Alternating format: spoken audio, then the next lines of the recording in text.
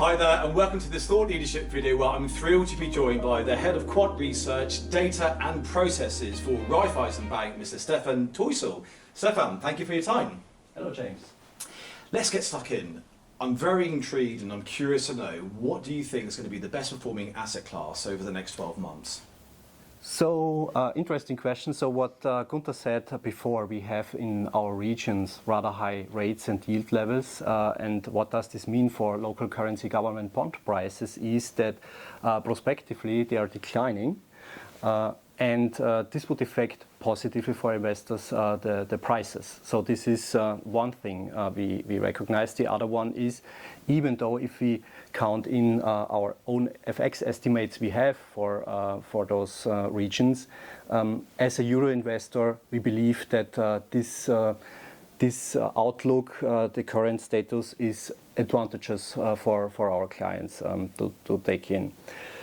Going to the corporate space, here the interesting thing is the following. When we compare equities, for example, on the one hand, and credit on the other hand, we see that we would rather prefer more the credit side, especially when we look at volatility levels. So for equities, clearly a lot of market participants believe that it's good to be invested, not missing out an opportunity. There are good return expectations around for the next 12 months to come. Even our colleagues believe that it's a good asset class to invest to. However, if we look additionally on the volatility side, one sees that that for equities we are now in a different time. Volatility will stay high for longer, and hence we believe that with a lower volatility and also very attractive return prospects for credit, for example, European financials, high yield or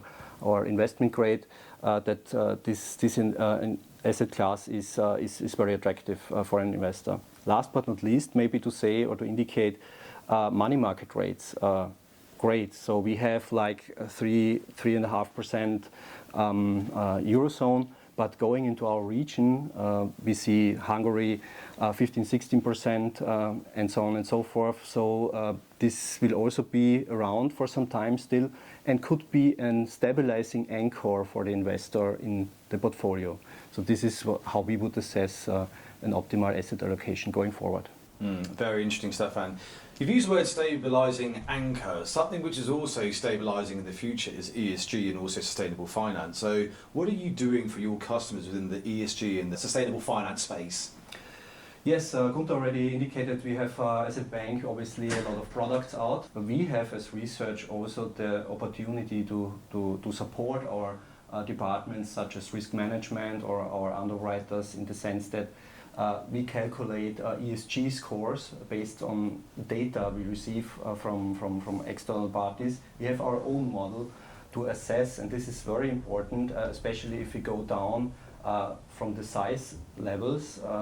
Let's say small to medium-sized companies we also have in our portfolio to serve.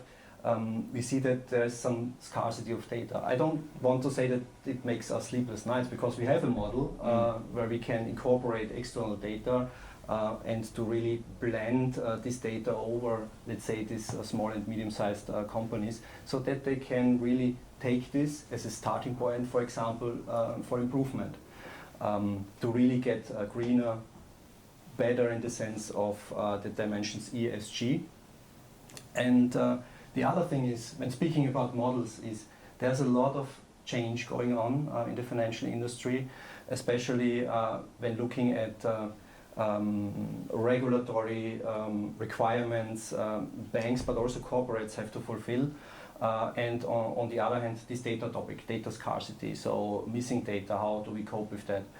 And what we found at Raiffeisen Research is that we really need to get people in to a forum, we call it, to discuss various methods which are around, which people are using. And we join forces here on the one hand, clearly with London Stock Exchange Group, Refinitiv, but also very important with our academic colleagues from Wirtschaftsuniversität Wien, for example. We have a cooperation going on now from 2021 onwards, and this year there will be the third ESG Data Analytics Forum, which we happily invite everybody who is interested in such topics to come over to Vienna at the 9th of November. So this is what we try to achieve. Wonderful. 9th of November, I hope I'll be in Vienna to attend that forum because it sounds very interesting. Just to touch base, you mentioned the data gaps maybe when you go a bit granular. Can you allude a bit more, because it does seem like that is a bit of a risk and a bit of a challenge when it comes to clean data, the gaps. So can you elaborate a little bit more, please, Stefan? Yeah, if you imagine large corporates, they have staff around, they need to do some sort of sustainability reporting. So here there's a high likelihood that we have properly prepared data around which we can use. However, if you go down, for example, to small and medium-sized companies, they often don't have the resources to do it, to really say, okay, what are the CO2 emissions, maybe scope 1 is okay, scope 2 and 3 could be assessed, but it's difficult for them.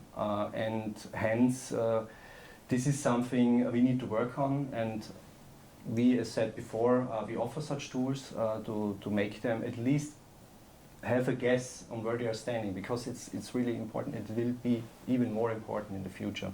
Indeed, indeed. Very important, interesting topic, very insightful. So Stefan Teuchel, thank you so much. It's been an absolute pleasure. Look forward to hopefully seeing you back on the 9th of November. Yeah. Thank you. Hope to have you in Vienna again. Thank you very much. All the best.